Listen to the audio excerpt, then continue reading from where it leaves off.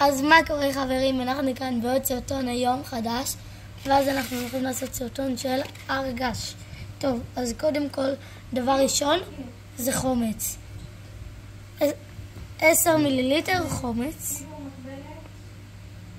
הנה, לא עד הסוף, ואז אחרי זה קחים את זה, ואז שמים 5 טיפות.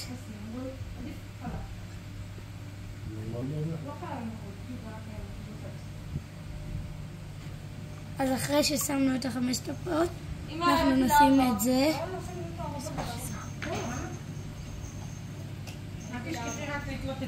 ואז אחרי זה נשים עוד אבקת סודה לשתייה. ועכשיו נשים הכל, את הכל. ואז נוסיף חומץ. ואז זה.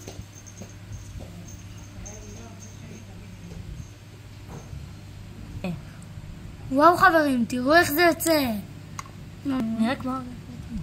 נראה כמו הרגש אמיתי.